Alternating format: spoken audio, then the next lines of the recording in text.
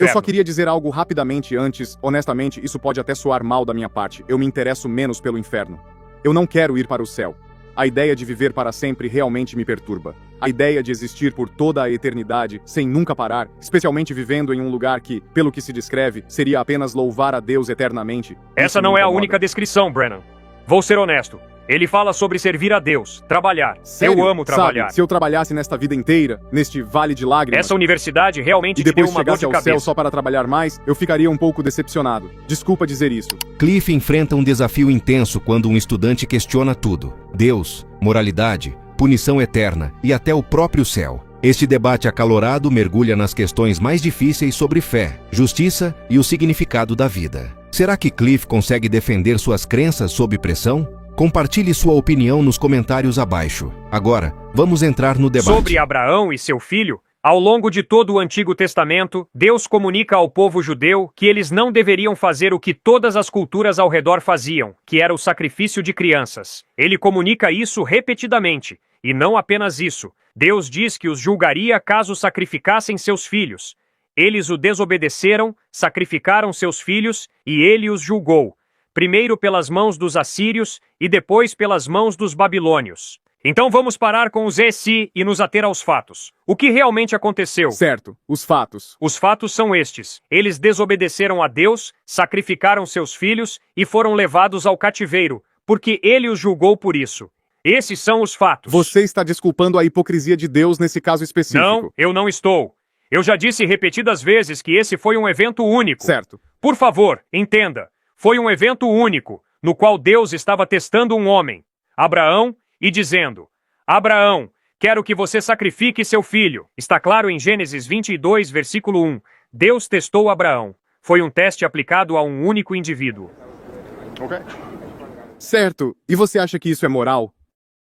Então, minha questão moral é a seguinte: matar o próprio filho se torna algo moral? Não necessariamente matar o filho, se isso foi de fato uma proposta única, mas fazer qualquer coisa que Deus manda automaticamente se torna moral, simplesmente porque ele ordenou? Não. Por exemplo, eu pessoalmente acredito que se de alguma forma, sei que é uma hipótese absurda, eu admito, conseguíssemos provar de maneira permanente e com 100% de certeza absoluta que Deus não é real, digamos que provássemos que Deus não existe, que o cristianismo é apenas um livro de fábulas, nada mais. Eu não acho que você perderia toda a sua moralidade de repente e sairia assassinando pessoas nas ruas. Também não acredito que você deixaria de reconhecer que o estupro em encontros é errado, algo que você jamais afirmou ser aceitável. Não acredito que você vacilaria nisso só porque descobriu que Deus não existe. Então, o que eu estou dizendo é que surge um problema quando você sente a necessidade de verificar sua moral a partir de um poder superior. Não é uma questão de verificar. É a questão de que, se você está tão convencido de que certas coisas são más, e se você está pensando profundamente, inevitavelmente vai ter que perguntar: por que essas coisas são más? Qual é a base para algo ser considerado mal? É apenas o meu gosto pessoal, meu preconceito, minha cultura, sou apenas eu, como indivíduo? Ou foi uma elite de poder que me ensinou isso? O rei Arthur me ensinou que isso é mal? Aqui está a minha pergunta. Eu não acredito em Deus, e ainda assim, considero o estupro em encontros algo errado. De onde isso vem, no meu caso pessoal? Você consegue explicar por que eu sinto que isso é errado? Claro! Porque embora você não reconheça isso, você é um ser humano criado à imagem de Deus, com consciência e uma mente racional. Mas não há uma certa redundância nessa suposição? A suposição de que Deus já implantou a moral dentro de mim? Eu não precisei aprender sobre Deus para saber que o estupro em encontros é errado, certo? Então, por que eu preciso aprender sobre ele agora, se ele já colocou toda a minha moral dentro do meu coração? Por que eu preciso me importar com Deus se, como você disse, ele já me deu uma consciência, quer eu tenha pedido por isso ou não, eu já a tenho. Então, por que eu deveria me importar com Deus? Primeiro ponto, porque a minha consciência me acusa de que muitas vezes, embora eu saiba o que é bom, eu faço o oposto. E é por isso que eu experimento culpa. Acredito que você já tenha experimentado culpa. Talvez uma ou duas vezes, ou mais do que uma ou duas ótimo. vezes. Agora, Jesus Cristo sangrou e morreu numa cruz. Ele afirmou que pode perdoar você e perdoar a mim.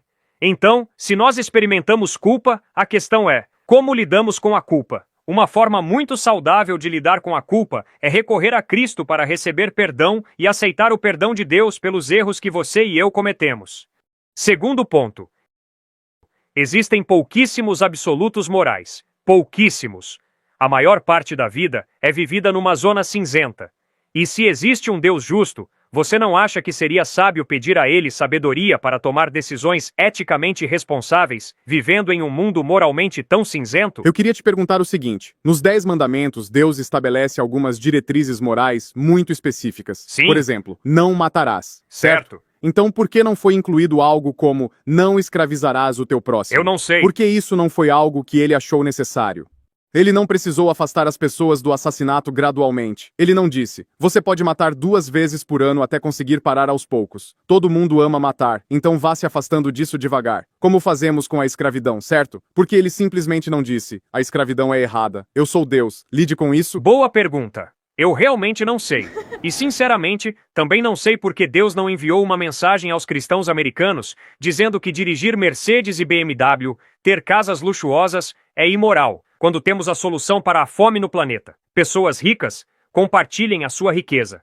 Eu não sei por que Deus não fez isso. Mas posso te garantir uma coisa, Senhor. O que você precisa dizer ao seu professor, ou a si mesmo, ou a quem quer que esteja falando com você sobre Êxodo, Levítico, Números e Deuteronômio, é o seguinte: e eu estou te implorando, e já repeti isso várias vezes, e vou dizer mais uma vez. Se você acha que a legislação mosaica, destinada à teocracia de Israel, é a mesma coisa que a lei moral encontrada em Êxodo 20, você está cometendo um erro textual enorme. Existe uma diferença gigantesca entre aquelas 613 leis encontradas em Êxodo, Levítico, Números e Deuteronômio, que se aplicavam à teocracia de Israel, e a lei moral de Deus encontrada em Êxodo 20. E se você não consegue aprender a distinguir entre a legislação mosaica e um absoluto moral, então precisamos voltar e fazer um pouco mais de dever de casa. Ok, eu só queria que isso tivesse sido explicado de forma mais clara, Isso eu é acho. verdade. Eu gostaria de ter entendido isso melhor há 25 anos, quando falei aqui pela primeira não parece vez. ter impedido as pessoas de interpretar a Certo. Bíblia de forma equivocada. Deveria ter sido explicado com um pouco mais de clareza. Oh, sério? Olha o que Mark Twain disse. Não são as partes da Bíblia que eu não entendo que me perturbam. São as partes que eu entendo. A Bíblia é simples e direta nos pontos essenciais. Existem problemas textuais difíceis? Sim. Mas, se eu acho que posso sair por aí justificando minha poligamia porque Salomão teve 700 esposas e 300 concubinas, então eu sou um charlatão. Você não precisa ter um doutorado em Bíblia para entender que a poligamia não é o que Deus queria para nós. Certo. Partindo disso, como você vê as pessoas que usam a Bíblia como argumento contra, por exemplo, o casamento gay? Eu acho que é muito claro. A Bíblia comunica de forma clara e consistente que Deus criou a nossa sexualidade para ser desfrutada dentro da relação sexual entre um homem e uma mulher, até que a morte os separe. E de Gênesis a Apocalipse, a homossexualidade é apresentada como uma distorção desse belo dom que Deus nos deu. O sexo homossexual é uma distorção desse dom, é um uso incorreto desse presente. Mas isso não está incluído no mesmo conjunto de leis das quais você acabou de Sim. falar? Então, como determinamos qual delas é para todos? Ou seja, Responda a essa. homossexualidade... Você é um garoto inteligente. Responda Quando eu você leio mesmo. o texto, talvez eu precise olhar com mais atenção, mas me parece um pouco confuso quais leis se aplicam a quem. Parece que elas deveriam vir com uma etiqueta. Esta é para todos para sempre, e esta é só Certo. para vocês. Ótima por enquanto. colocação. Eu vou responder para você. Obrigado. Se a declaração que eu acabei de fazer sobre o casamento gay fosse baseada em Levítico, capítulos 21 e 22, você teria me pegado. Muito bem pensado. Mas posso te garantir que a minha visão sobre a homossexualidade não tem nada a ver com Levítico, Deuteronômio, Números ou Êxodo. Ela tem a ver com Gênesis 1 e 2. Tem a ver com todo o Novo Testamento, que em nenhum momento apoia o estilo de vida homossexual. Pelo contrário, comunica que Deus ama você e, pela sua graça, oferece perdão. Acho que era mais isso que eu estava perguntando. Porque eu sempre vejo passagens de Levítico sendo citadas como argumento contra o casamento gay. Então, por favor, faça-me um favor. Olhe essa pessoa nos olhos e diga: espere um pouco. Se eu entendi corretamente, você está dizendo que a homossexualidade é vista como pecado apenas por causa de Levítico? E aguarde outra resposta. Não. A homossexualidade não é pecado porque Levítico diz que é pecado. Ela é uma contradição de Gênesis 1 e 2. do mandato da criação, do propósito para o qual Deus nos deu a sexualidade, conforme estabelecido em Gênesis 1 e 2. E ao longo do restante das Escrituras, ela é apresentada como um uso errado desse precioso dom do sexo que Deus nos concedeu. Excelente ponto. Obrigado, Kate. E seu nome é? Brennan. Obrigado, Brennan, por levantar essas questões. Mais alguma? Algo me veio à mente enquanto eu ouvia você falar. Isso é totalmente mudar de assunto. Eu me lembro de quando você estava conversando com a... Qual o seu nome mesmo? Katie. Katie, great. Você estava falando com a Kate sobre Martin Luther King e Gandhi, certo? Sobre como você exaltava as virtudes deles e tudo mais. Mas eu queria abordar um outro problema, mais pessoal, que eu tenho. Eu queria te perguntar, com base no seu considerável conhecimento das regras e mandamentos de Deus e da aceitação do Senhor Jesus Cristo, é João 3,16? Eu sou o caminho, a verdade e a vida. João 14,6. João 14,6. Isso, eu sou o caminho, a verdade e a vida. Ninguém vem ao Pai senão por mim. Então, com base nesse versículo, Gandhi está queimando no inferno agora? A pessoa que todos nós deveríamos respeitar, em certo grau, e que você claramente respeita, ele não foi lançado no lago de fogo porque não acreditou em Jesus Cristo? Eu não sei se Gandhi está no céu ou no inferno. Eu não sei para onde ninguém vai. Por quê? Porque eu não sei o que uma pessoa decide antes de morrer. Mas, com base em evidência textual, nós podemos fazer suposições razoáveis, certo? Podemos fazer suposições razoáveis. Então você poderia fazer uma suposição razoável agora de que, se eu morresse neste exato momento, de vergonha, de nervosismo, por estar diante dessa grande plateia e de câmeras, e se, no mais profundo do meu coração, eu não tivesse sido transformado, eu iria descer de elevador e não subir, certo? Você poderia fazer essa suposição. Tenho quase certeza de que você acredita nisso a meu respeito neste momento. Então, não podemos assumir o mesmo sobre Gandhi? Porque Gandhi disse várias vezes que, embora apreciasse muitas das filosofias da Bíblia, desculpe, minha mente travou um pouco, ele não era cristão. Ele era hindu, e podemos assumir que, como ele foi assassinado, não teve tempo de mudar de ideia no fim da vida. Então podemos assumir que ele está queimando no inferno, certo? Não. Ok. Mas você pode assumir que eu estou indo para o inferno? Não. Eu jamais gostaria de assumir isso a respeito de alguém. Mas você teria que assumir, se acredita que o único caminho para chegar a Jesus, e portanto ao céu, é crer e aceitar Jesus Cristo como Senhor e Salvador. E se eu estou te dizendo agora que ainda não fiz isso, essa é uma suposição que você pode fazer, certo? Acho que esse é o grande problema que eu tenho. Eu ouço muitas pessoas dizendo essas coisas. Você precisa aceitar Jesus ou vai para o inferno. Esse é o único caminho para o céu. Mas quando perguntamos, você realmente acha que eu vou ser torturado pela eternidade? Elas respondem, eu não posso julgar. Deus é o único juiz. Mas você não está me julgando. Você não está me mandando para o inferno. Mas alguém está. E você sabe quem é esse alguém. Sim. E sabe por quê. Você acha que existem pessoas que se dizem cristãs e que vão para o inferno? Você acha? Você acredita? Se eu acredito, eu não acredito no inferno. Mas você acredita que muitos cristãos vão para o inferno porque muitos cristãos escravizaram pessoas, muitos cristãos estupraram suas esposas, muitos cristãos... Na verdade, eu fico bastante impressionado com a quantidade de cristãos que participaram do movimento abolicionista. Mas muitos cristãos escravizaram pessoas. Eles vão para o inferno, segundo você? As mesmas pessoas, certo? Não? Não!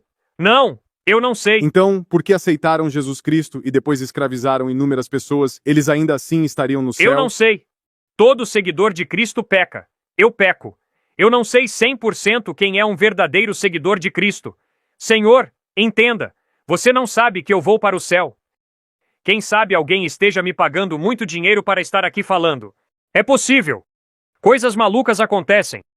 Você, meu amigo, já viu mais do que o suficiente da hipocrisia cristã. Então você sabe que todos nós somos capazes de ser hipócritas inacreditáveis. Talvez eu seja um hipócrita colossal. É possível. Você pode ser um falso profeta. Deus condena falsos profetas. Como Exatamente. eu sei que você não é um falso profeta? É possível. Como eu sei que você não é um falso profeta?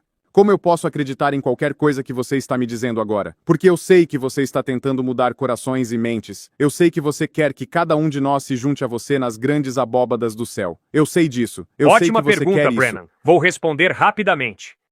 Se eu dissesse a você e a Kate, em resposta à pergunta por que eu deveria acreditar em Jesus, e dissesse apenas porque eu acredito, você seria um tolo se acreditasse em Jesus por causa disso. O que eu estou dizendo é, volte e leia os evangelhos de Mateus, Marcos, Lucas e João. Leia por conta própria, independente de mim. Pergunte a si mesmo: a evidência histórica da maneira como Jesus ensinou, tratou as pessoas, morreu perdoando seus inimigos e ressuscitou dos mortos, aponta para Cristo como alguém digno de confiança ou não? Não acredite em Jesus porque eu acredito. Por favor, não faça isso. É um motivo horrível para crer em Jesus. Horrível! Eu estive numa igreja por muito tempo, e eu não compro isso. Então eu estou indo embora. Você já leu os evangelhos? Qual é o seu problema com Jesus? Eu não quero falar da minha vida pessoal, cara. Então por que você não colocou sua fé nele? Você leu os evangelhos? Vamos lá. Se alguém vive o tipo de vida que ele viveu, você precisa respeitar o cara. Se alguém ensina o tipo de ética que ele ensinou, Robert Coase, professor de psicologia em Harvard, diz que todos os escritos sobre ética nos últimos 2000 anos são basicamente notas de rodapé do Sermão do Monte. O cara era um gênio ético. Terceiro, se você o vê morrer, pregado numa cruz, e em vez de amaldiçoar seus inimigos, como eu teria feito, ele ora: Pai, perdoa-lhes, porque não sabem o que fazem. E então, 3 dias depois, ele ressuscita dos mortos. Pessoal, isso é óbvio. Ele é digno de confiança. Você pode acreditar nele. Então por que você não conseguiu acreditar em Jesus? Na verdade, um dos meus filósofos cristãos favoritos, C.S. Lewis, discorda totalmente de você. Ele disse que muitas pessoas, como por exemplo Thomas Jefferson, afirmavam: eu não acredito que Jesus era Deus, mas acho que ele foi um grande mestre moral, um gênio ético. Certo. Mas C.S. Lewis disse: não, isso não é verdade, porque se ele não fosse o verdadeiro filho de Deus, então ele era um mentiroso e um charlatão, e enganou as pessoas. Exatamente. Eu não acredito que ele seja Deus. Então, embora eu concorde com muitas das coisas que ele disse, eu não posso aceitá-lo como a manifestação perfeita da existência de Deus na Terra. E eu acho, e C.S. Lewis contesta isso, a ideia de que Jesus foi apenas um grande mestre moral, porque diferente de Sócrates, nós nem conseguimos provar que Sócrates existiu. Não há evidência real da existência dele. Ainda assim, podemos levar muito do que ele disse a sério. Mas com Sócrates não é um tudo ou nada. Com Jesus é como se tivéssemos que nos entregar por completo, ou então queimar. Com Sócrates é diferente. Eu não preciso acreditar que ele era superior ou divino. Posso pegar apenas as partes que considero boas. Mas com Jesus não dá para escolher, é 100%. E quando encontro trechos como "você vai para o inferno se não acreditar em mim", isso se torna difícil. É difícil de aceitar. Brennan, enquanto eu te ouço, percebo que o inferno surge repetidamente. Qual é exatamente o seu problema com o inferno? Me diga. Por que essa ideia te incomoda tanto? Eu não acredito que deva existir uma punição eterna por um crime finito. Eu não acredito que os 80 anos que vou viver, adquirindo apenas uma fração mínima de conhecimento, justifiquem uma eternidade literal e interminável queimando no inferno. Não acredito que uma punição infinita seja justa para um crime finito. Ok. Então, senhor, volte ao texto. Leia o texto. Descubra onde a Bíblia nos dá uma fotografia do inferno. Jesus descreve o inferno em termos fortes e terríveis? Sim, sem dúvida. Eu concordo com ele. Mas agora, vamos pensar. Por que existe Olha, um inferno? eu só queria dizer algo rapidamente antes. Honestamente, isso pode até soar mal da minha parte. Eu me interesso menos pelo inferno. Eu não quero ir para o céu. A ideia de viver para sempre realmente me perturba. A ideia de existir por toda a eternidade, sem nunca parar, especialmente vivendo em um lugar que, pelo que se descreve, seria apenas louvar a Deus eternamente. Essa isso me não é a incomoda. única descrição, Brennan. Vou ser honesto. Ele fala sobre servir a Deus, trabalhar. Sério? Eu amo trabalhar. Sabe, se eu trabalhasse nesta vida inteira, neste vale de lágrimas, Essa universidade realmente e te deu depois uma dor chegasse de ao cabeça. céu só para trabalhar mais, eu ficaria um pouco decepcionado. Desculpa dizer isso. Eu amo trabalhar. Eu amo trabalhar. Mas veja, tanto a recompensa quanto a punição não te atraem. Talvez seja porque eu amo trabalhar. Eu amo o trabalho. E sabe de uma coisa? Quando eu trabalho com pessoas em situação de rua, eu quero conseguir um emprego para elas. Por quê? Porque, Brennan, se você não trabalha, você começa a se desintegrar psicologicamente. E se você não acredita em mim, vá observar pessoas em situação de rua. Quando elas não têm trabalho, tendem a se desestruturar. Parece que Deus nos criou para trabalhar. E no céu, nós vamos trabalhar. No céu, nós também vamos nos relacionar. Sabe de uma coisa? Eu amo muito a minha esposa. Eu amo muito meus filhos. E por mais estranho que isso possa parecer, Brennan, eu amo você. É por isso que estou aqui conversando com você. Eu amaria poder falar com você e te conhecer ao longo da eternidade no céu. O céu é sobre relacionamento. É por isso que Jesus diz em João 17,3: E a vida eterna é esta, que te conheçam a ti, o único Deus verdadeiro, e a Jesus Cristo, a quem enviaste. Então, o céu é sobre relacionamento, é sobre trabalho, criatividade. Você expressa sua criatividade no trabalho. Eu expresso a minha no trabalho. E isso é bom. Vamos lá, pessoal! Vocês estão realmente aqui apenas para ganhar mais dinheiro? É só isso que a vida significa? Pensem, tem que haver mais na vida do que apenas se posicionar para ganhar mais dinheiro. Não há nada de errado com o dinheiro, mas tem que haver mais no seu trabalho e na sua vida do que apenas ganhar dinheiro. Você precisa desfrutar de servir as pessoas, de produzir algo que ajude os outros. Isso é bom. O trabalho é um presente de Deus.